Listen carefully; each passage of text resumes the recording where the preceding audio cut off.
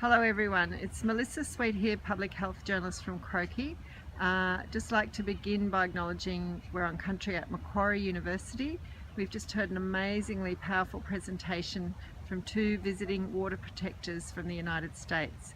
So I'm going to get everyone to introduce themselves and then we're going to come back to Marlene Longbottom, who's going to talk to us about her role in organising this presentation and some of her reflections in the Australian context. So hello Janelle and Zach, could you please tell us who you are, where you're from and what you were talking about at Macquarie University today? Bojo, Bodam Wadami, Nidao, Chigwe, Skush.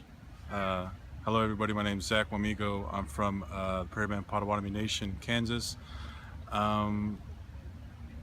Just wanted to say, start taking care of Mother Earth, because she's hurting real bad and we need to wake up as a people, and not just indigenous but non-indigenous too. She only can last so long. Yat Janelle Cronin Nas Edra Tachini Nasha, Belagana Bashichin, Titsutni Deshiche, Algonquinin Indoshanella. Hello, my government name is Janelle Cronin, but my Navajo name is She Who Goes to War. I'm born for the Zuni Red Streak into Water Clan and Big Water Clan of the Diné people. I am from Gallup, New Mexico.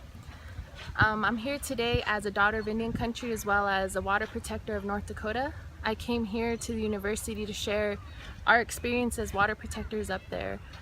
We have stories of violence, of police brutality, of pipelines of oil, but we also have stories of hope, of strength, of resiliency of our people. And that's what was important for me, was to come here and share our stories of survival. You told us today about two prophecies. I wonder, are you able to share them now? I can share, yes. Okay. So the first big prophecy is around the black snake. So the story was told from generation to generation that there would be a black snake that would come and touch this earth, and everything that it touched, every plant, rock, tree, people, they would be poisoned. And the only way that we could defeat this black snake was if the many red nations joined together to fight it. And in our lifetime, that black snake actually turned out to be the Dakota Access Pipeline. And so that's what we were doing up there in North Dakota, was fighting the black snake. And it took many red nations from around the country as well as around the world to unite, to stand in solidarity with each other, to promote each other's problems going on at home, and to show support for one another. And the other prophecy that was shared with us was 7 generations after Wounded Knee, there would be a generation that stood up against capitalism and very much would fight for Mother Earth. And that's our generation. We are the 7th generation. We have embodied that responsibility for our people, for our mother, because she provides all. And that's what we're doing here. That's what we're doing here in Australia. We're here to get that message out and just be responsible sons and daughters of Indian country. And you mentioned that there had been, or you described really a much wider upsurge in resistance across the United States following in the wake of Standing Rock. Would you like to talk a little bit about what you've seen? So, because I guess, it was such a devastating story that you told about what happened at Standing Rock, but then you presented this other picture. AIM was one before that. It was, trying to get recognition as sovereign people, cultural recognition, but once again, the government didn't stand by those treaties, that they signed with our great chiefs back in the day. And so now, once again, we're still trying to fight this great fight of just being recognized in our own country. And it's because of issues like Standing Rock, where our youth, our women, our men, they're feeling empowered, they're finding their voice, they're finding their warrior spirit. And we're seeing that now across the country. We have other resistant camps and occupations going on, fighting pipelines and fracking, just everything going on in the world. And we see that strength in our own people. They're finding that passion, they're finding that urgency. Like I said, they're calling on those warrior spirits to just be there for Indian country, to fight for one another, to fight for Mother Earth. And I guess within my own community, the Navajo Nation, we almost had a pipeline come through, which would have been called the Pinon Pipeline, but we banded together, we showed up at the meetings, and we said no pipeline on our res, so the Pinon Pipeline won't be coming through. And it's because of things like Standing Rock. Like I said, our community has seen the value in Mother Earth, and we've always seen that value. But now I guess non-Indigenous people are hearing that and they're understanding that value, and it's just us promoting the message, getting it out there. And you also shared a very personal, powerful story about your own transformation through standing up at Standing Rock. Could you tell us a little bit about that? Yes. So about a year ago, I would have not been in front of this camera. I would have not been in front of the classroom. I would have not volunteered to be there. I was very much shaky and anxious and nervous, that fear of public speaking. And then now you fast forward to I'm here in Australia sharing my story, and I'm passionate, and I can feel that strength in my voice. I can finally honor my name of She Who Goes to War, because that is my warrior spirit. And it took a huge event like Standing Rock. It took me having to physically move myself up to North Dakota to be there. It took me having to see the black snake for myself. It took me having to see the violence being put on my people to call up that warrior spirit. And it was no longer a fear. I was not afraid anymore. I was very much proud and ready to lay down my life if that's what it cost. Do you have any comments you'd like to share around that, Zach? I would say the same thing.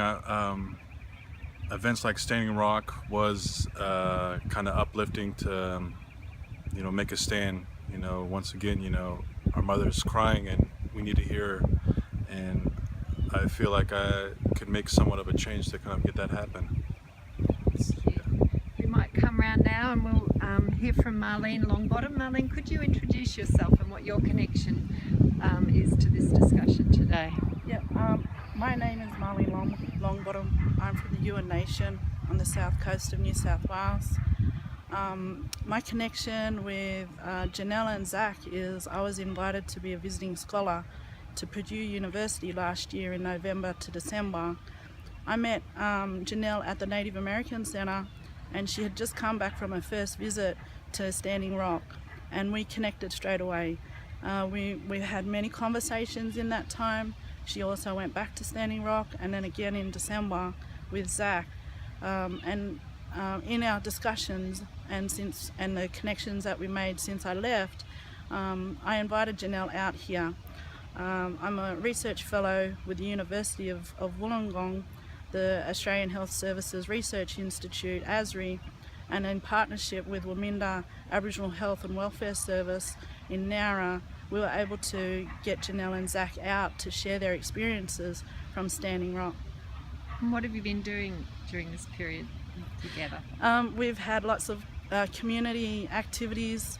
The important thing was to make sure that Janelle and Zach got some respite from being at Standing Rock. And it's really important to understand the trauma that people were exposed to throughout those protests, the processes of defending and protecting the water. The pictures that have been shown and the videos that shown actually demonstrate the level of violence that Native people encountered, and that actually has a major effect and has had a major effect on young people's mental health and well-being. So it's important that we take care of each other in these movements, because we need to ensure connection to country, connection to water. It's very important as Native people. And the people that were up there at Standing Rock were very brave and courageous in trying to start a movement and actually got global coverage. So it's really important that we understand the health and well-being aspects of the trauma that was encountered. And what would you like to come out of the connections from this visit? Janelle and Zach will be back. I'll be visiting Purdue University later this year. We'll be sharing again. We've got a strong partnership between Wollongong University and Purdue University through the connection that we have here, and hopefully we can continue the sharing between countries as Indigenous peoples. And Janelle, you mentioned in the presentation about you know, your dream, I guess, of Indigenous people globally coming together. Would you like to, perhaps we could end on some reflection around that? Yeah, I guess our dreams as young people, as young Indigenous people, is we'd like to see the unification of all our brothers and sisters, our Indigenous brothers and sisters from around the world. We need to unite. We need to share our stories, share our experiences, share our problems and the difficulties we're trying to overcome, because we are so similar in many ways. We're facing a lot of the same issues of lack of recognition of our rights to just exist within our own country. A lot of us are living in fear within our own home countries, facing issues of police brutality, of food insecurity, of just extreme levels of poverty on reservations, on reserves, and just where our home communities are based. And I feel like if we are to unite and hear each other and help each other, bring our strengths from each of our own home communities and countries, we can actually change the world. I mean, we can just work together and be that change we want to see. It's our chance to fight for Mother Earth. Thank you very much. Zach, would you like to add anything? No.